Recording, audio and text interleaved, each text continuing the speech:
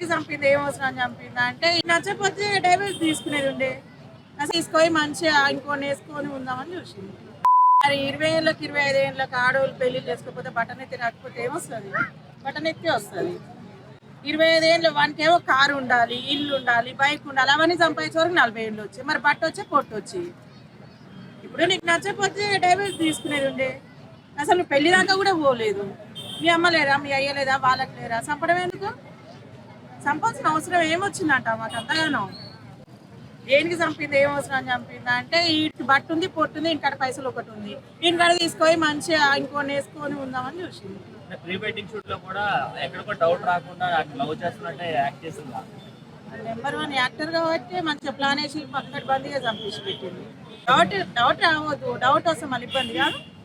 Already 2 సార్లు చంపడానికి ప్రయత్నించింది, బట్ అప్పుడు మిస్ అయిపోయి 3వ సారి ఇప్పుడు నిన్న మళ్ళీ కనీసం బయటనే తిరిగేది అట్నో ఇంకో. ఇప్పుడు ఆయనతో కూడా లేదు కదా మొహానికి చెప్పుల దండలు వేస్తారు. చూసిన వాళ్ళంత అవసరమా? సంపాల్సిన రీజన్ ఏముంది? ఎందుకు అట్లా చంపుతున్నారు? ఇక మొత్తం మొగలను చంపుకుంటా పోతే ఆడాల పెళ్లి చేసుకోవాల్సి వస్తుంది లాస్ట్కి వచ్చే. అవసరమా మరి ఇంత దారుణంగా? అరే ఒకటి మేఘలను కోసినట్టే కోసేసి పెడుతున్నారు. మీకు ఇష్టం లేకపోతే వదిలేయండి. నువ్వు పెళ్లి కూడా చేసుకోలేదు కదా, చంపాల్సిన అవసరం ఏమొచ్చింది? దేనికి చంపింది?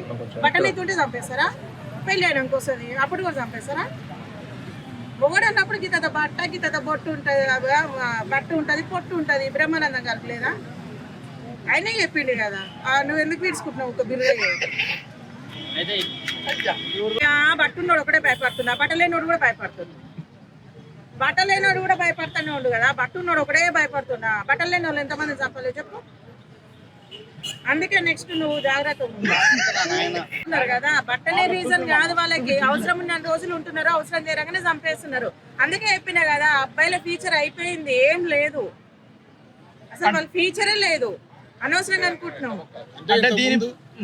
మోడీ దాంట్లో పోలే కదా, భారతదేశం మొత్తం మీద చనిపోయారు కదా. కాదు మోడీ దాకా నువ్వు తీసుకపో, ధర్నా చెయ్యి అంటే తీసుకెళ్లి ధర్నా చేస్తేనే తెలిసింది. మరి ఎట్లా తెలుస్తుంది? ఆయన ఒక సీఎం కాదు, ఒక కార్పొరేటర్కే తెలియదు గల్లీలలో ఏం జరుగుతుందా అనేది. ఆయనకి ఎట్లా తెలుస్తుంది? దేశాన్ని కాపాడతాడా? దేశం కోసం అభివృద్ధి కోసం కష్టపడతాడా? దేనికోసం కష్టపడతాడు? ఇప్పుడు గెలిచిన ఆయనే చేయాలనే ఉంది, ఓడిన వాళ్ళు కూడా చేయొచ్చుగా.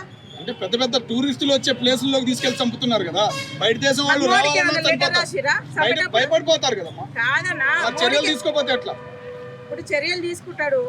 ఇప్పుడు చంపేటప్పుడు నేను చంపుతున్నాను మోడీ చెప్పిండా? అదైతే ఏం చెప్పలే కదా. ఆడవాళ్ళకి అన్ని చట్టాలు ఎందుకు తెచ్చారు మోడీ గారి టైంలో? అయ్యో ఒకప్పుడు వెనకబడ్డారు, ఇప్పుడు సమానం ఉన్నారు కదా, సమానంగా సావురి.